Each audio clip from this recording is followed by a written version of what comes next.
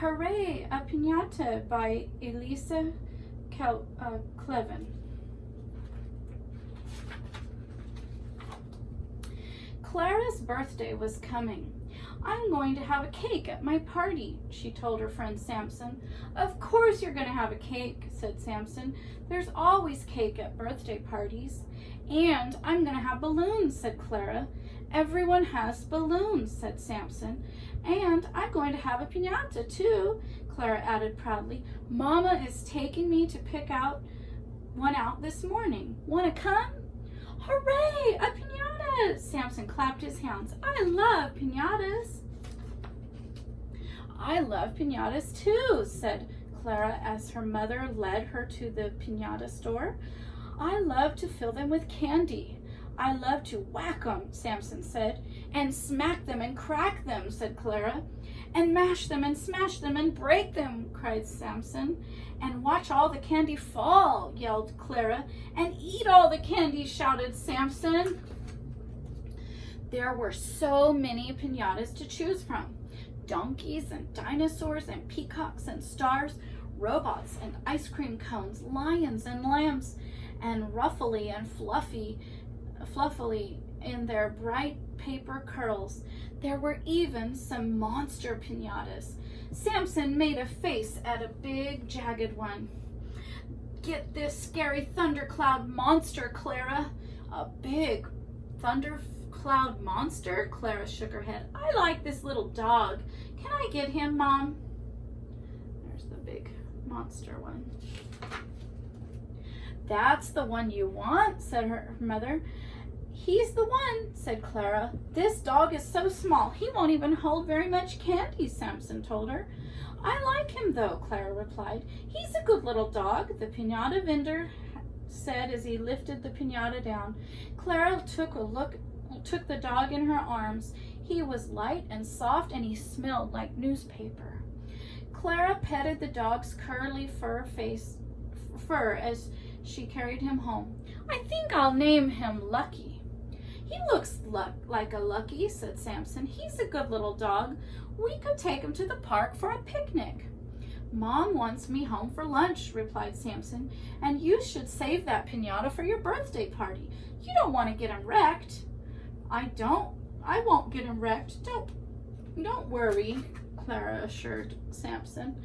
At home, Clara gave Lucky a bowl of crunchy brown cereal because he looked like a little dog.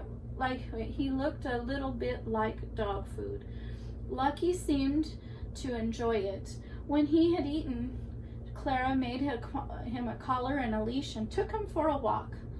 All along the way, they stopped to greet people and other dogs and to smell bushes, flowers, and trees. Then they came home and dug a deep hole in the sand. What are you doing to that poor piñata? Samson called from the fence. Lucky's digging, Clara told him. He's getting all dirty, Samson replied. He'll shake himself clean. Clara, honey, called her mother, shake yourself clean and get your sweater. We're going to Grandma's for dinner. See you, Clara, Samson said. Take care of that piñata. I will, said Clara. I promise. She held Lucky tightly in the car as it sped across the city. Lucky sniffed the air with its many smells, salty, oily, bready, sweet. His ears flapped in the wind. Grandma was waiting for them on the porch. Look, I got a dog, Clara ran to show her. What a good little dog, Grandma patted him. So quiet and so clean. I have to keep him clean because he's really a piñata, says Clara. If I bathed him, his fur would fall apart. But you can brush him, Grandma said, and then she went into the house. And you can keep him warm. She gave him a small crocheted blanket. And here's a little spending money just for you. Thanks, Grandma, Clara hugged her. She knew she would spend the money on dog biscuits and a ride at the merry-go-round near Grandma's house. After dinner, they walked there together. As her horse galloped around and around, Clara pretended that she and Lucky were flying. They flew in Clara's dreams that night. You see them in the dreams.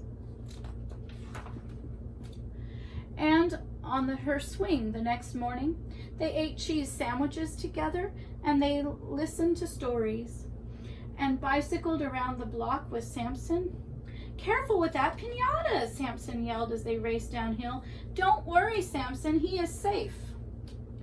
That afternoon, Clara and Samson made paper hats for everyone who was coming to the party the next day. Clara made a little hat for Lucky.